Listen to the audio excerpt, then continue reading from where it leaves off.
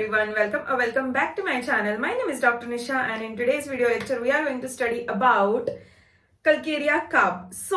Calcarea carb ये remedy तो बहुत ज्यादा यूजफुल होती है रेमेडी. मतलब बहुत सारे आपको बच्चे देखो, बूढ़े देखो, या फिर मतलब ओल्ड एज वाले जो पेशेंट्स रहते हैं, या फिर जो छोटे छोटे बच्चे रहते हैं, या फिर टॉडलर्स रहते हैं, सब में ये रेमेडी बहुत काम आती है. यंग में तो आती है, बट ये छोटे छोटे बच्चों में तो बहुत ज्यादा कॉमनली प्रिस्क्राइब्ड रेमेडी है.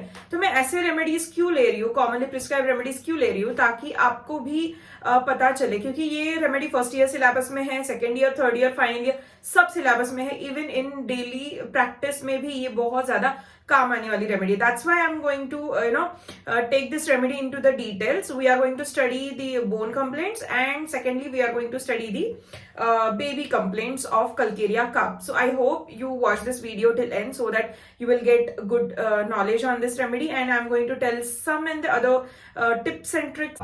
So Calcarea cup ये remedy है, डॉक्टर हैनीमैन ने प्रूव किया है. कैल्शियम, ऑब्वियसली कैल्शियम इसका कॉमन नेम या फिर उसकी फैमिली है calcium carbonate, and it is a compulsory question for 20 marks and for 5 marks. Keep in mind इसका कॉमन नेम है middle layer of oyster shell. मतलब it is made up of middle layer of oyster shell. Source भी हम लोग उसको कह सकते हैं. ठीक है. So introduction, will read out the introduction first. So introduction part में है, this great Hahnemann antipsoric is wonderful constitutional remedy as par excellence. ठीक है. With chalky complexion. Chalky complexion मतलब कैसे रहते हैं, आई एक्सप्लेन एवरीथिंग. ठीक है, detail. Chalky complexion is tight skin, ठीक है, और व्हाइटिश स्किन या फिर ब्लैकिश, जैसे भी है उनका स्किन टोन, डजंट मैटर्स. लेकिन जो ऐसे एक इक्वल में है एंड चौक जैसे, मतलब शाइन नहीं है, कुछ नहीं है उस पे. ठीक है, एक इक्वल टोन है उस पे, that is chalky complexion. Fatness with fitness, मतलब अच्छे खासे तगड़े भी रहते हैं, वो फैट भी रहता है और फिट भी रहते हैं. ठीक है. स्वेट विदाउट हीट, मतलब इतना पसीना, और कोई और अगर उनके साथ रूम में बैठे ना, he'll chill, but this person वो ऐसे बार this kind of gesture he'll do. ठीक है. देन बोन्स विदाउट स्ट्रेंथ, उनके बोन में जरा भी ताकत नहीं रहती. Easily fractured type of person, मतलब थोड़ा बहुत भी गिर गए ना, they'll get fracture. थोड़ा भी चल दिए, they'll start with the leg ache, or they'll start with the bony ache pains, heel pain, they'll start with this. ठीक है. And the most important thing is the person is flabby, bulky, with weakness and weariness. They are fat, fair and flabby. You will see कि बहुत सारे लोग ऐसे आएंगे आपके पास, तो है ना, आपको ऑब्जर्वेशन रखना है. As a physician you have to observe the patient.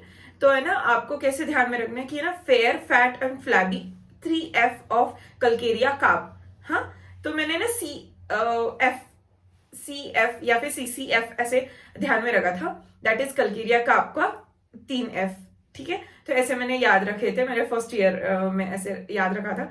सो है ना, कलकेरिया काब में क्या क्या 3F है. फेयर, गोरी बहुत रहती है या फिर गोरा बहुत रहता है. फैट रहता है, फैट बट फिट, मतलब अच्छी खासी हेल्थ रहती है उनकी, एंड फिटनेस भी अच्छा खासा रहता है. फैट हो गया. फ्लैबी मतलब उनकी जो मसल्स रहते हैं, there will be loosening of the muscle, like ऐसे पिंच आउट करने से बहुत जल्दी पिंच आउट होते हैं, बहुत ऐसे आते हैं हाथ में पकड़ के. ठीक है. तो ऐसे बहुत सारे जो लोग रहेंगे, तो that will come under this. Now we are not going to study everything. We'll directly go to the sphere of action. So sphere of action is Calcarea hamaरा mostly act on bones, glands, blood, skin, mind and female genital organs. So ये सारी चीजें का sphere of action है. तो we are not going to see this. Constitution हम लोग देखेंगे, physical makeup. तो ल्यूकोफ्लेगमेटिक कॉन्स्टिट्यूशन है. सो है ना, आपने अगर मेरा कॉन्स्टिट्यूशन वाला वीडियो नहीं देखा है तो आई just link in the description box. तो आप है ना जाके कॉन्स्टिट्यूशन वाला वीडियो देख लो. सो आपको पता चलेगा कि ल्यूकोफ्लेगमेटिक कॉन्स्टिट्यूशन वाले लोग कैसे होते हैं और वो क्या होता है. वो वर्ड का मीनिंग भी आपको पता चल जाएगा, जो मैंने आपको एक्सप्लेन किया है उस पर्टिकुलर लेक्चर में. सो है ना, वहां पे आपको नोट्स भी मिल जाएंगे उस चीज के. I just link it there below. ठीक है. तो है ना, makeup of the body, fair, fat, flabby जो मैंने एक्सप्लेन किया। द टेंडेंसी टू ओबेसिटी, बहुत ज्यादा ओबेज रहते हैं, यूथ बहुत ज्यादा ओबेज रहते हैं। And they are having the chalky complexion, मतलब अगर आपने कभी है ना ऐसी लड़की देखी है, मतलब थोड़ी सी हट्टी कट्टी है, हेल्दी है, थोड़ी सी फेयर है, फैट है, फ्लैबी है, she is quite chubby chubby सी लड़की है, and she is having good skin, chalky skin with no pimples at all, with no कुछ। एक है ना मेरे देखने में है एक, I'm not promoting anyone here, but I'll just tell you कि आप उनका जाके पेज देख सकते हो, डॉक्टर क्यूटरस या फिर डॉक्टर यूटरस, ऐसे नहीं क्यूटरस ही है उसका नाम, डॉक्टर यूटरस बोल के एक इंस्टाग्राम पेज है उनका, वो दीदी का। She is a gynaecologist by profession and she is having a proper Calcarea Cobb wala constitution. She is that showing that particular constitution very well. So there you can see. Babies may be the tendency of the baby to grow fat is very well known. मतलब अगर 6 साल का बच्चा है, he'll look like healthy and he'll look like as if his age is 1 year old, या फिर वो toddler जैसे दिखता है। 6 साल का या फिर 1 साल का भी बच्चा अगर देख लिया तो he'll just seems to be कि थोड़ा सा बड़ा दिखता है वो बच्चा, ठीक है। चौकी लुक रहता है, फॉन्टेनल्स एंड सूचर्स उसके है ना ओपन रहते हैं बहुत दिन के लिए, माइलस्टोन थोड़ा सा डिलेड माइलस्टोन्स रहते हैं, and they are having difficulty to walk. Why difficulty to walk? क्योंकि है ना जैसे मैंने आपको बताया कि बच्चा थोड़ा सा हेल्दी है, बच्चा थोड़ा सा बड़ा दिखता है, तो वो जब भी चलता है ना तो उसके लेग्स पे प्रेशर आता है, जस्ट बिकॉज कि उसकी अपर बॉडी बहुत ज्यादा बड़ी रहती है, तो नीचे लेग्स पे प्रेशर आता है, उसकी वजह से उसका वॉकिंग डिलेड रहता है। क्योंकि लेग्स में एक तो बोन्स में उनको स्ट्रेंथ है नहीं, ठीक है, क्योंकि calcarea carb will act directly on the bones and there is no strength, as of doctor Hahnemann is saying कि there is no strength in the bones, मतलब बोन्स बहुत ज्यादा वीक रहते हैं। तो वीक बोन्स रहेंगे तो obviously delayed milestones रहेंगे of walking, crawling, and he'll not jump, he'll not go much of walking, ऐसे kind of बच्चे रहते हैं, ठीक है। कीनोट याद रखना, they are having grow fast and fat, ये कीनोट है उनका, ठीक है। तो अभी हम लोग उसको देखेंगे, इसके कॉफ कंप्लेंट्स भी, ट्यूबरकुलोसिस कॉफ कंप्लेंट्स भी बहुत ज्यादा वेल नोन है, ठीक है, आप लोग ध्यान में रख सकते हो। तो बोनी कंप्लेंट्स, तो बोनी कंप्लेंट्स में जैसे स्क्रीन पे आपको दिख रहा होगा, the bone symptoms of calcarea carb are very striking and prominent. These symptoms are marked mostly in a ricket child. Rickets, 2 types के रिकेट्स रहते हैं, तो एक आउटवर्ड्स इनवर्ड्स वाला रिकेट का bowing of both the legs, and outward वाला bowing of varum and valgum, ऐसे 2 रहते हैं। Genu valgum is inner and genu varum is outer, ठीक है।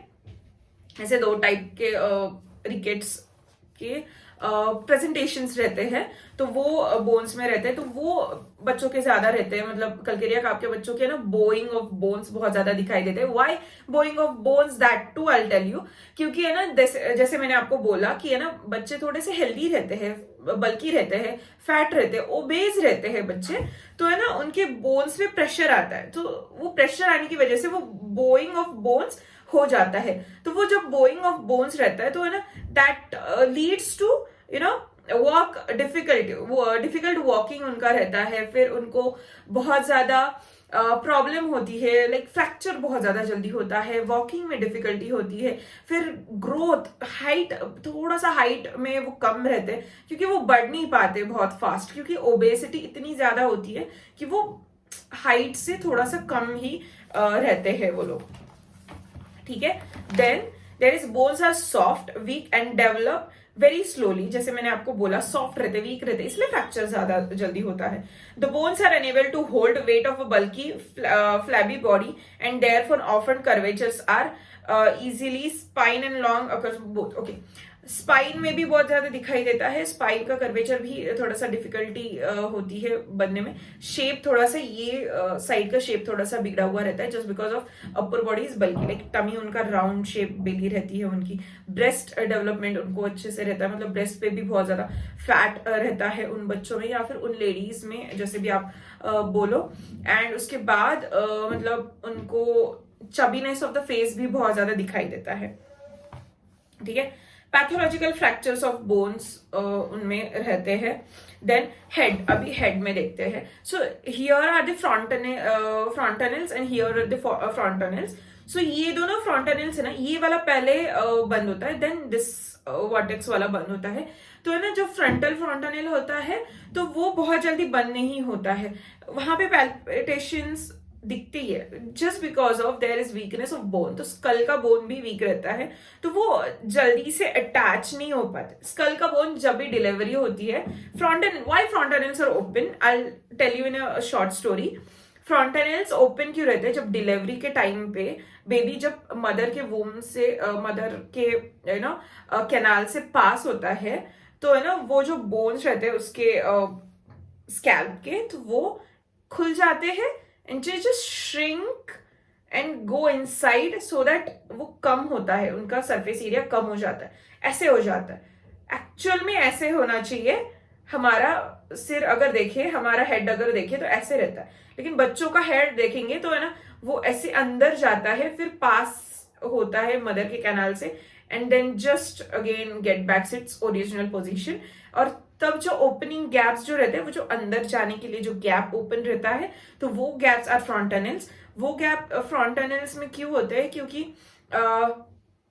सीएसएफ का प्रेशर ज्यादा रहता है, सो वो क्लोज होने में टाइम लगता है, थोड़ा सा बोनी कैल्शियम डिपोजिशन वहां पे होने के लिए टाइम लगता है। This are the all reasons, I will not go in the detail. I know कि ये तो बहुत मैंने ऊपर ऊपर से बता दिया, but this is what the reason is.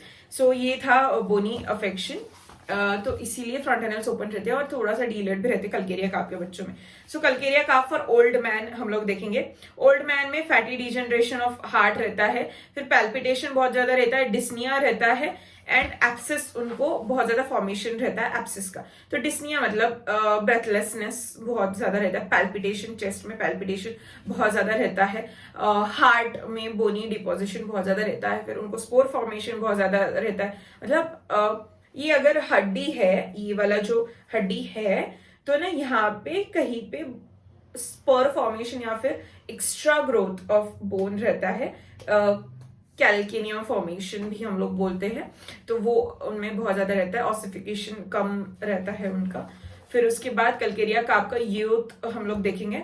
Grow rapidly, मतलब मोटा बहुत जल्दी होता है, हाइट भी बहुत जल्दी दिखती है, लेकिन जब एज में हाइट बढ़नी चाहिए उस एज में हाइट नहीं बढ़ती है, जब उसको पहले ही एज से पहले ही हाइट बढ़ती है। और जब एक्चुअल में उनको हाइट बढ़ानी होती है या फिर टॉल जब हम लोग होते हैं प्यूबर्टी के टाइम पे, that time puberty hits very badly, कि वो है ना स्टंटेड ग्रोथ ही रहता है उनका, ज्यादा बढ़ते नहीं है वो। अगर बढ़ेंगे तो बहुत ही ज्यादा बढ़ेंगे, नहीं तो फिर कुछ भी नहीं बढ़ेंगे। कल्केरिया का आपका यंग गर्ल देखेंगे, यंग मैन हम लोगों ने देख लिया, यंग गर्ल। यंग मैन में भी है ना ट्यूबरक्यूलोसिस का चांसेस रहता है। Characteristic of the drug is right lung का अफेक्शन रहता है, right upper lobe of right lung का अफेक्शन रहता है। And tuberculosis is mostly left side का अपर लोब में फर्स्टली दिखाई देता है, हाइलार नोट के उधर, तो है ना वहां पे अगर ग्रोथ रहेगा तो ट्यूबरक्यूलोसिस बहुत ज्यादा इजीली डिटेक्टेड होता है वहां पे अगर ग्रोथ रहेगी तो। लेकिन ये राइट साइडेड के इन्फिल्ट्रेशन के ट्यूबरक्यूलोसिस भी हो सकते हैं इन लोगों में, जस्ट बिकॉज की है ना वहां पे डिपोजिशंस बहुत ज्यादा। तो young girls, she too grows rapidly and suffers from anaemia. Menstrual symptoms के कैरेक्टरिस्टिक्स बहुत ज्यादा एंड स्वेटीनेस बहुत ज्यादा रहता है, मतलब उसके जो भी कोई सिम्टम्स रहेंगे प्यूबर्टी के बाद के जो भी सिम्टम्स रहेंगे वो सारे के सारे उसमें दिखाई देंगे, जस्ट बिकॉज की she is having the disturbance in the her menstrual cycle. Calcarea carb का बेबी, सो अभी कल्केरिया काफ का बेबी फुल डिटेल में हम लोग देखेंगे, ठीक है। तो है ना fair, flat, fat and flabby, ये तो कॉमन है सब में, ठीक है, फेयर, फैट, फ्लैबी। उसके बाद head is large and abdomen is swollen as if like inverted sauce का शेप। मतलब आपने अभी मैं क्या एग्जाम्पल दू, ओके, टेडी बियर देखा होगा। टेडी बियर कैसे रहता है, उसका राउंड शेप रहता है, हाँ, बेली उसका ऐसे गोल रहता है, इन्वर्टेड शेप। मतलब सॉसर अगर ऐसे सॉसर रहता है तो ऐसा, मतलब ये वाला। तो this is that kind of belly is there, कि ऐसे उल्टी वाली बेली रहती है उनकी। एंड बेली बटन या फिर हम लोग नेवल जो बोलते हैं वो है ना, थोड़ी सी उल्टी साइड से रहती है, मतलब ऐसे बाहर आई हुई नेवल रहती है, हाँ। तो वो एक है उनका कैरेक्टरिस्टिक सिम्टम। अगर ऐसे बच्चे होंगे और अच्छे खासे फेयर होंगे, अच्छे खासे फैट फ्लैबी रहेंगे, वो चबी चबी से रहेंगे और ऐसा सब सिम्टम्स दिखाई देते हैं, you can definitely look forward for calcarea carb, ठीक है। Difficulty in the dentition, difficulty रहेगा दांत में, डेंटिशन डिफिकल्टी रहेगा। कैल्शियम डिपोजिशन कम रहता है तो डेंटिशन रहता है उनमें। कल्केरिया काब का दे सकते हो। Mentally they are like quite weak, थोड़ा सा ज्यादा क्विकली पकड़ नहीं पाते कुछ चीजें, बहुत मतलब साइलेंट गोइंग बच्चे रहते हैं, माइलस्टोन के डीले रहते हैं, वॉकिंग उनका डिफिकल्ट रहता है, डिलेड रहता है, रिकेट्स उनमें प्रेजेंट रहते हैं, फ्रंटनेल्स उनके ज्यादा जल्दी क्लोज नहीं होते, जिस टाइम पे होने चाहिए उस टाइम पे क्लोज नहीं होते हैं। तो ये सारी चीजें होती है। Late to learn to walk just because of they are flabby and fat, they are having learning difficulty for walking, ठीक है। उसके बाद फॉन्टेनल्स का हो गया, डिले डेंटिशन हो गया, teeth do not appear under time. Dentition में क्या होता है, पेन और फिर निकलते समय इजीली निकल जाते हैं, टूट जाते हैं। मिल्क टीथ जो रहता है ना वो बहुत जल्दी टूट जाते हैं, परमानेंट टीथ आने में वक्त लगता है, ये कैरेक्टरिस्टिक होगा उसका। यूजुअली कल्केरिया काब के पेशेंट्स कॉन्स्टिपेटेड रहते हैं, sore and offensive diarrhea during dentition and sour vomiting, body smells sour with delayed mental development and quite idiotic kind of person भी रहते हैं। मतलब उनमें डेंटेशन भी लेट से होता है, सब कुछ लेट लेट उनका चलता है, बट जब भी होता है प्रॉपर तब वो बच्चे बहुत ज्यादा अच्छे डेवलप करते हैं, अच्छा उनका सब फॉर्मेशन रहता है, ठीक है। उसके बाद उन बच्चों में क्या हम लोग बोलेंगे, डिलेड डेंटेशन के टाइम पे ना, डिलेड डेंटेशन के टाइम पे ना उनको ये जो साइड पेन रहता है, न्यूरैल्जिक टाइप ऑफ पेन, वो बहुत ज्यादा जल्दी स्टार्ट होता है। और थोड़ा बहुत भी ठंडा खा लिया, थोड़ा बहुत भी ठंडा पी लिया, थोड़ा बहुत भी ठंडा लग गया, their to start aching, their face या फिर head start aching. So this is what happens with the calcarea carb के बच्चे, ठीक है। It is a best remedy for tape worm. Why tape worm?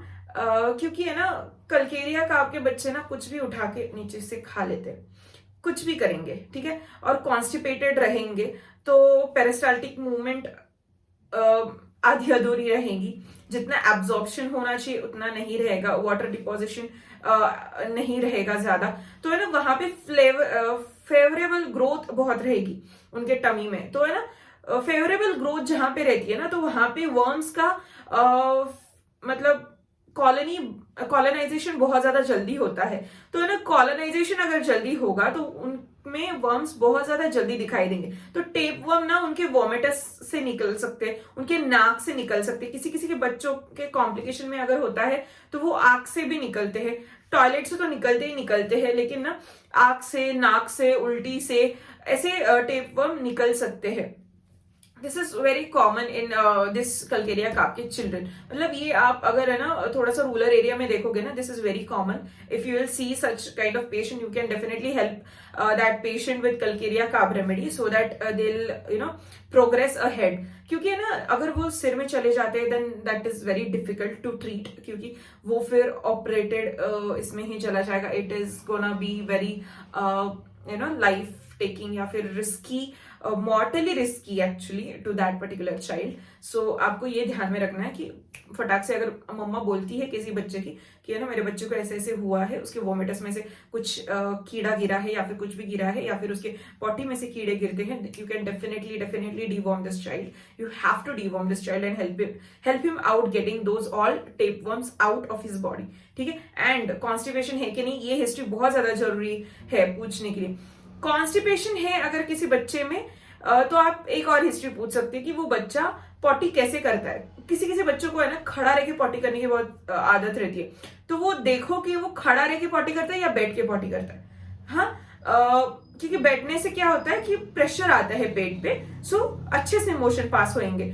लेकिन अगर वो खड़ा रह के पॉटी करता है तो है ना अच्छे से मोशन पास नहीं होंगे क्योंकि प्रेशर ही नहीं देगा. तो वो अगर प्रेशर देगा तो कॉन्स्टिपेशन रहेगा, तो वो निकलेगा नहीं. हार्ड स्टूल बनते रहेंगे एंड दैट विल फ्लेवर या फिर फेवर्ड विद द टेपवर्म या फिर वर्म्स का इन्फेस्टेशंस. ठीक है. तो एस्केरियस लम्ब्रिकॉइड भी हो सकते हैं, not always tapeworm, but tapeworm के लिए वो अच्छी रेमेडी है. बट एस्केरियस लम्ब्रिकॉइड भी होगा तो अच्छे से केस लेके आप लोग सीना कैमोमिला या फिर ये दे सकते हो calcarea carb. So this is what is overall picture.